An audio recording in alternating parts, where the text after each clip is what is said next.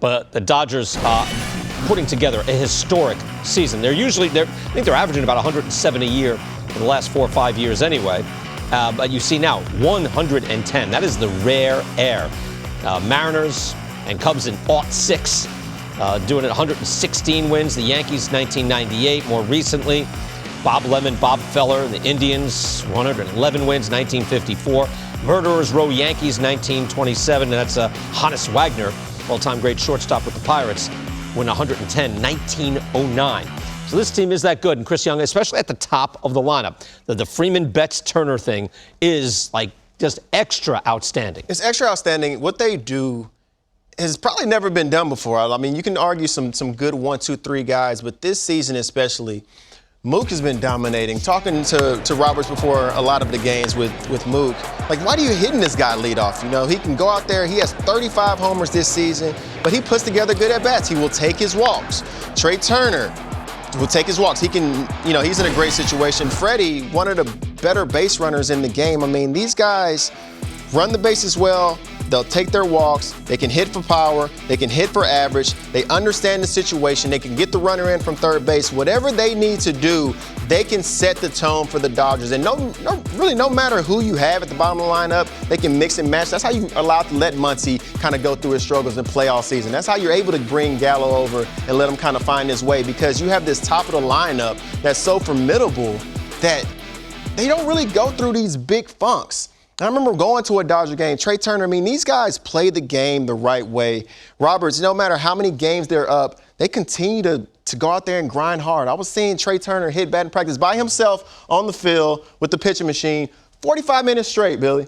And this wasn't a team thing. This was him by himself in the cage, 45 minutes straight, going out there, grinding it out, making sure that he's ready for the postseason. And when you see, like, even the stature, you see Turner, you see Mook, these aren't huge guys, but they go out there and they do everything well. You don't see them as power guys, but they drive the ball out of the yard with the best of them. I mean, you look at many runs scored. I know you're a big run score guy, as am I, BK. Mook, 116 runs scored. Freddie, 116 runs scored. I mean, Turner can't really be in a better situation when you have guys like that hitting ahead of you, getting on base, taking the extra base, can steal a bag if they need to, can score from first if they need to. It's so dangerous for pitchers. I mean, this Dodgers offense is so much fun to watch. They're exciting players, and Mookie's been clicking all year. He's not dealing with the little hip thing that he had going last year, which kind of slowed him down a little bit. All those guys are clicking right now, and it's fun to watch. I called one of their games earlier in the year, and Bill, I don't think I've seen anything. I immediately thought of, well, how often did Pete Rose and Joe Morgan go 1-2 for the Big Red Machine? Freeman and Betts, or is Betts first leading off, Freeman second? It's righty-lefty, it's contact, it's power, and it's elite base running. It's one of the more dynamic attacks that you'll see for any club anywhere. Yeah, and don't leave Turner out of it, because the idea of those, I would look at those guys, when you have that, I don't think Dave Roberts can do anything wrong when you think about those 3 guys in the lineup and where you want to slot them in.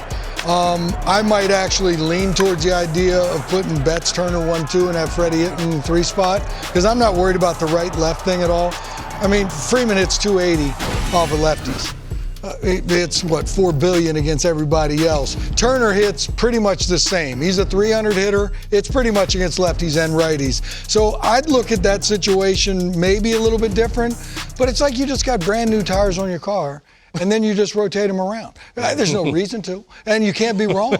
You know what I'm saying? I think there's a reason. No, I mean, when they're brand new. There's no reason to rotate them then. Right. I'm just saying that those 3 guys, they're as good as it gets. You can mix and match them. I mean, I agree with you. Do what you want. You know what's surprising is that you would think, because Turner is the one guy that will steal bases. Now, Freeman has stolen 13, Betts 12. They can, but they're really not doing that. But we showed the base running runs. Thanks for putting this back up. You knew where I was going. Is that Freddie Freeman is an elite base runner. Doesn't look like he's not supposed to be. He's a 31-year-old first baseman, but he actually is an elite base runner. And Mookie Betts has led the league in this. This is base running runs, this stat that we're looking at. He's been number 1 before. We know he's elite. Now, it looks a little low here, but you're talking about guys who circle the bases beautifully, and they take advantage, and they take extra bases all the time. Let's go back to that. Go back to the World Series when Mookie scored from third base. Right. Seager hits a ground ball to first.